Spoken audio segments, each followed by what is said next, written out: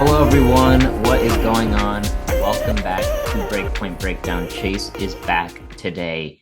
It is our semi-final preview show for Wimbledon, just Mhm. like we did for Roland Garros. We have two absolutely enthralling semifinals. So excited for them. And when you come to think of it, we started off this tournament with so many upsets, Oh yeah. left, right, Crazy. and center every day. Top 20, top 10 seeds getting upset. But ultimately, at the end, with the four guys remaining, four very predictable guys. I think. Look, I think we both when we did our preview, we both had Sinner, Alcaraz, and Djokovic getting through, Yeah. and then we struggled. The Fritz section was kind of hard. I think you had Berrettini, I had Medvedev, and they both Yeah. lost in the first round, so that was tough. We That's tough. probably should have gone with Fritz, but Fritz did have those nightmare matches in the Oh yeah. opening rounds. He had to play those big servers, and so thought that would be tough, but he was able to get through those. And now we have some really good semifinals. Um, but before we get to that, we can talk a little bit about the women's semis today. We have Anisimova into the final for the women, and it's the third straight major now where we have an American in the final of a major. Yeah. I mean that's insane. And with the issue back in 2023 with her father as well, I believe it's her father. Yeah. Yeah, I think it was 2021 actually. One. Okay. But she pretty sure she left in 23, right? Or Yeah, like she yeah. took a break in 23. Yeah, she took a break in 23. I mean, coming back and doing that, especially for America, like for us, that's crazy. Like for her, I'm sure it's even crazier. So I mean, yeah, it's great for American tennis in general. I mean, I think she has a real chance against Swiatek based on Swiatek's game. I haven't really seen her this tournament. I don't really follow women's tennis that actively, but I mean, if Anisimova was able to beat Sabalenka, she can beat Swiatek as well, no issue. So we'll see what happens for sure. Yeah, it's a pretty compelling final. I'm actually going to give the edge to Iga just because it's Anisimova's first Slam final. This Yeah. is Iga's sixth, and I actually saw a stat. She's 5-0 in Slam finals, Wow. kind of like Alcaraz. So I'm just going to back her just because I think of the experience, and I think Anisimova might be nervous. But that's a fun final that we Oh. have. We might talk a little bit about that when we preview the final for the men. Mhm. But yeah, let's get now to these men's semifinals. Let's start with the first one. Let's start with Fritz against Alcaraz. Alcaraz has just been brilliant throughout this tournament. He's dropped sets here and there. Fritz, we talked about his mental has been very impressive throughout this tournament, getting through those tough five setters in the early rounds. He's been great since then. Head to head is 2-0 Alcaraz. What are your early thoughts here? I mean, I saw their head to head. Alcaraz beat him on indoor hard, which is kind of bad looks for Fritz. I mean, assuming that would be his best surface, right? But Yeah, it was at the Laver Cup. yeah, I remember that as well. But yeah, I mean, coming into this match, we're gonna come with an analysis actually of each of their ground strokes for sure. I mean, like I said before, Fritz is gonna have to take time away from Alcaraz the whole match, especially on the forehand. I mean, when he doesn't have time on his forehand, it goes to one of his best shots ever. So, I mean, the way I see it, Fritz can go backhand to backhand a lot as well, like he did with Hatchinov. He held his own. So it's going to be a matter of just neutralizing Alcaraz's offense in general, especially serve too. Fritz's blocking has been very good this tournament, I will say. I mean, we saw him get through Diallo and Pericard no problem. So, well, not no problem, but he got through them in five with pretty good returning, if I would like to say. So, yeah, I mean, it's going to be a matter of him blocking or sort of chipping Alcaraz's serve, taking time away, getting back into backhand. That's the way I see it, yeah. Yeah. Look, I think the serve is where it's all going to start for Taylor. He's going to need to make. He's probably going to need to make about 70% of his first serves. That should be a pretty decent number for him if he wants to get those plus ones and then kind of do his best to just boss Alcaraz around the court. That's what he's going to want to do. Alcaraz is going to get to balls. That's just who he is. That's the kind of mover he is. But yeah, I think that's what Taylor's going to need to do. Now, before we dive deeper into this match, you mentioned we're going to go through all of their shots. We're going to do a tail of the tape here. We're going to do it for both semifinals, but we're going to start with Fritz versus Alcaraz. We're going to go through the main shots and we're going to give an edge to one of the players. So let's start here with Fritz versus Alcaraz. Let's start with the serve. I think Taylor gets the edge for the serve, correct? Yeah, I would say Taylor gets the edge for the serve just because of the firepower. I feel like Alcaraz is more of a spot server. Fritz is more of a server that can just smash it flat down the tee, like 140. the way I see it. So yeah, I mean, I would give it edge to Fritz, but it's not by much to be honest with you. Alcaraz can spot serve just as well as Fritz can bash the ball. So Yeah, I agree. Look, Alcaraz, he can spot serve, but Fritz can just serve bigger, and I yeah, think on the he can just grass he has more firepower. on grass that's more rewarding to serve bigger Oh yeah, than kind of mixing up the serves that like Alcaraz likes to do. Yeah, yeah, but we'll 100%. give the edge to Fritz for the serve. Mm-hmm. Now let's go on to forehand. I think Alcaraz gets the edge for forehand. Yeah, I can see Alcaraz getting edge forehand as well. I mean, like I said before, nobody's good on the rise on their forehand. I mean, it's very hard to get a good forehand when you're being jammed. So yeah, I mean, if Alcaraz gets his forehand rolling the entire match, he's gonna be slapping forehands like it's nothing, like he did against Rublev. So actually, no, he had a lot of unforced errors. Never mind. He had some good forehands, but yeah, I mean, it's gonna be a matter of Alcaraz setting up his forehand. Yeah, if he has time, then he's gonna kill Fritz. But then again, Fritz's forehand is also pretty good. So it'll be like 60-40 Alcaraz for the forehand. So yeah, I'd give it to Alcaraz as well. Yeah, it's pretty close on the forehand, but I would probably give the edge to Alcaraz as well. Let's move on to backhand. Backhand's pretty tough, honestly. Yeah, Who are you thinking for backhand? I'm thinking Fritz just because we saw it against Hachinov. He was able to hold his own against Hachinov very well, to be honest with you. So yeah, I mean, I'm going to take Fritz for backhand. I feel like he also has much better rally ball ability. Alcaraz has very low net clearance. Fritz has low net clearance, but he's been doing it forever. So he's used to doing that, especially on hard court too. So yeah, I mean, I give backhand to Fritz. Yeah. Yeah. I'm thinking Fritz too for backhand. I guess the only difference is that Alcaraz has more variety on his backhand. He has the chip as well, which Yeah. Fritz doesn't really chip on his backhand at all. But I think pound for pound, Fritz probably likes his Oh, yeah, chances against Alcaraz on the backhand side. for So I sure. think Fritz is pretty good for the backhand. Okay, this next category is pretty easy. It's movement. It's Yeah. Alcaraz for movement. That's Yeah, not really debatable. Yeah. yeah. Yeah. And then the last category, I think it's a no brainer again. It's volleys and touch. That's Alcaraz as Alcaraz. well. I mean, Fritz has gotten better, but he's still like 3 tiers below Alcaraz when it comes to touch. So yeah. Yeah, Alcaraz is by far the best touch player I think on the tour right now. No doubt. Yeah. Yeah. All right, so that is the tail of the tape. You'll see that on your screen. So now let's move on. Let's talk a little bit more about this.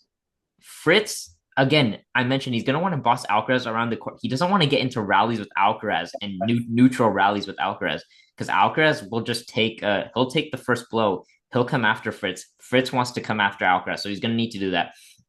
We just talked about how Alcaraz has the edge in the volleys. Look, I think Taylor's going to need to come to the net though when he has the opportunity, right? Yeah. I mean, like we said before, I mean, we saw. I think it was Dimitrov was pushing the net a lot against Yeah, center, correct? center against Yeah. center. Yeah. Yeah. I mean, when you can do that to top players, they get rattled. We've seen it with everybody. I mean, any player gets rattled when somebody pushes the net almost half the points. So and yeah, Fritz can even serve in volley against Alcaraz. I mean, that would be beneficial too. I mean, anything to put pressure on Alcaraz. I mean, even though he's one of the best pressure players of all time, the way I see it, I mean, still, anything to put pressure on him at this point, and especially in the tournament too, dude. If you can save up your stamina, especially for like a 4 to 5 set match, and if he has stamina coming into the fifth, he can go for long rallies. He can try to slap the ball in most of the rallies. So, I mean, yeah, pushing the net would be super beneficial and would add a whole new layer that Alcaraz would have to unravel for Fritz's game, 100%. Yeah. Yeah. Look, Fritz serve and volley isn't really his thing. He That's not. he might do it. I don't think he will. I think it's more in the rallies when he has the chance to boss Alcaraz around. Alcaraz is gonna get to balls. That's the thing with him. He's gonna get to every single ball. So Fritz is gonna have to push the net. I'm not saying he needs to net rush, but I'm just saying when he has the When he opportunity has to an shut it down. approach, yeah, Yeah. yeah. Um, I guess the last thing we'll mention for Fritz, again, we're mainly talking about Fritz because Alcaraz is a big favorite to win this, so he kind of just needs to do his thing. But for Fritz, the one more thing we mentioned it with the Hachinov match as well, backhand down the line as well. Yeah, no, I mean his backhand is huge. It's been a missile forever, to be honest. So I mean, yeah, backhand down line is going to be huge, especially for him setting up forehand rallies against Alcaraz. If he can dominate with that first ball, Alcaraz having to stretch back and just get it back to his forehand, especially with the backhand down the line, the power of Fritz, Alcaraz is going to get jammed off his forehand a lot, and then Fritz can just dominate the rally after that. The way I see it, so I mean, yeah, it'll be a matter of him just having a better hitting pattern and setting up his points better, to be honest with you, and approaching when approach shots are there. Even when it's struggling shots, like we said before, he still has to get there and put the pressure on Alcaraz to pass. So yeah, I mean that's gonna be Fritz's whole game plan probably. Yeah. Yeah. All right. There we have it. Now let's make a prediction for this match. You go first for this one. Me, Alcaraz in five. Alcaraz in five. Oh wow, so you really think Fritz is going to put up some resistance? I think Fritz can bring it on. Yeah, if he's hot, then it's gonna be a problem for sure. Yeah, I mean, earlier I was kind of thinking Alcaraz in straights, but then I'm like, no, Fritz has a serve, like he can do some damage. I'm gonna go Alcaraz in four, but Okay, it'll be close. it could go either way. Yeah, it could Yeah, go 4 or 5, maybe even 3 if Alcaraz is on. Yeah. yeah. If Alcaraz is on fire, it could be straights. Mhm. Yeah. Okay, let's move on to Sinner and Novak. This is a big rematch. They played in the semis of RG. It was pretty much one-way traffic for Sinner. They were all three sets were close, but Sinner ended up winning in straight sets. Don't think that'll be the case here at Wimbledon. Novak's got a much better chance here.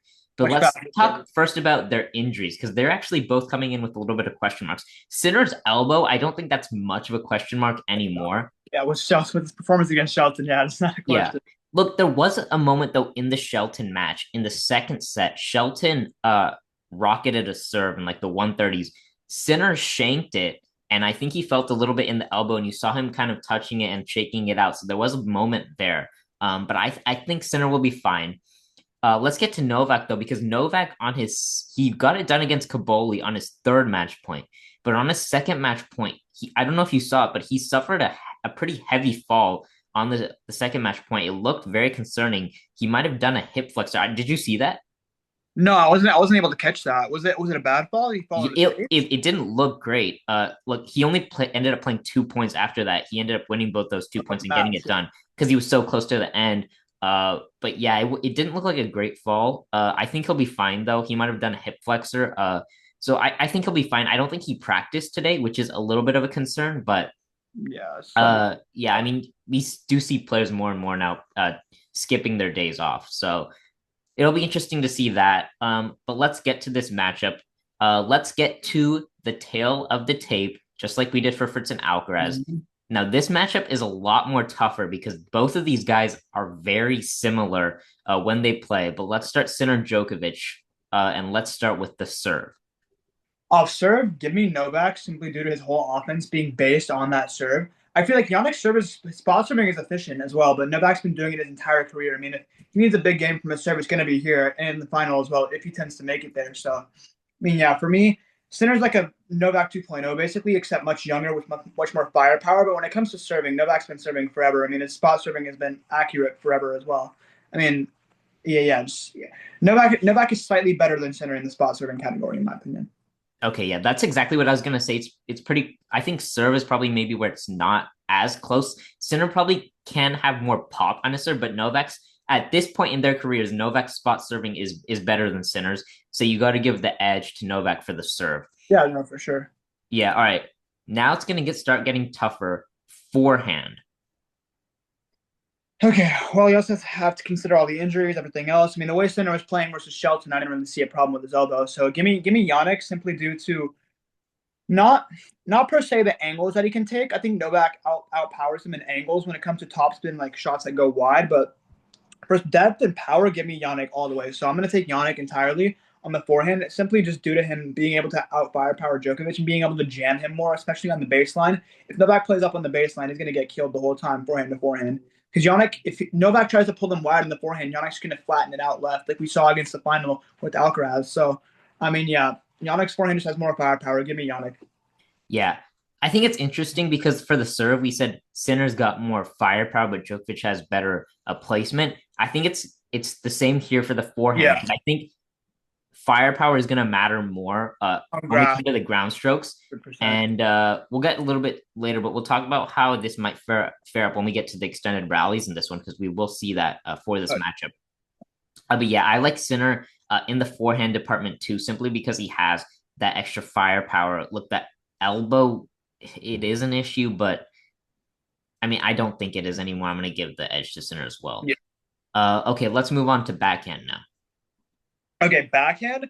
I'm gonna take Novak because Sinner's backhand is very, very strong. I think it's a better shot than his forehand, to be honest. But I've seen Novak against Damon Nora as well. His variability on his backhand is better than Sinner's, the way I see it. I mean, I saw him going slice to slice for Damon Nora like 5 balls apiece. And I also saw him being able to hit perfect rally balls against Damon Nora as well. I mean, he was the only guy to beat Nadal when he went forehand and backhand exchanges. So I mean, yeah, give me Novak's backhand simply due to the consistency that it's been over the years.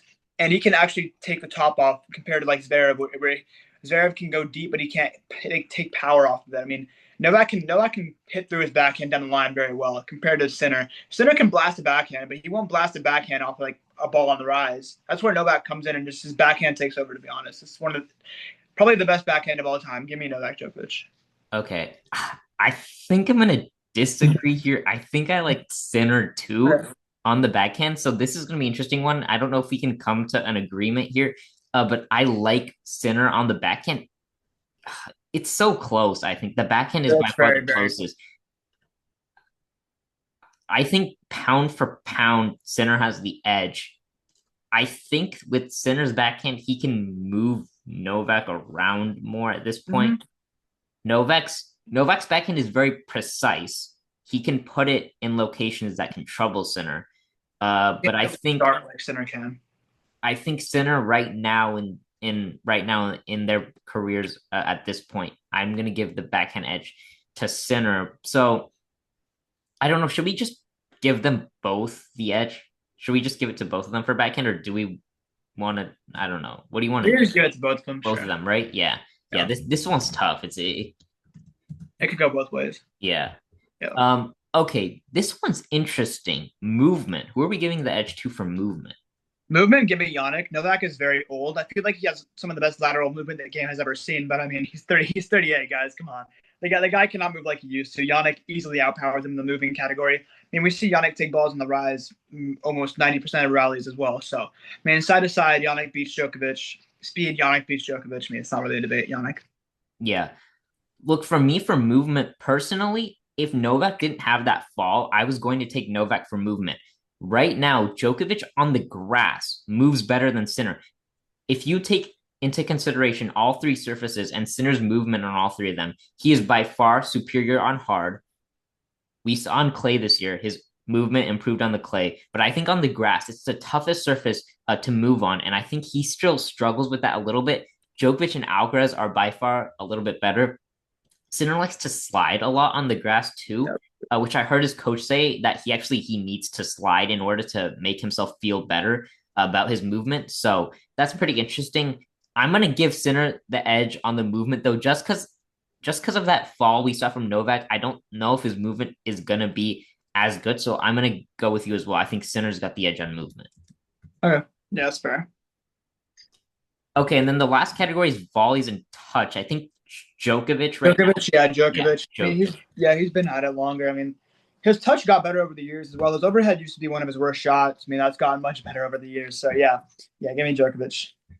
All right, so there's the tail of the tape, very similar for them. You'll see it on the screen as well. But yeah, backhand was just impossible to predict, so we just went with both of them for the backhand. All right, let's get back to this match now.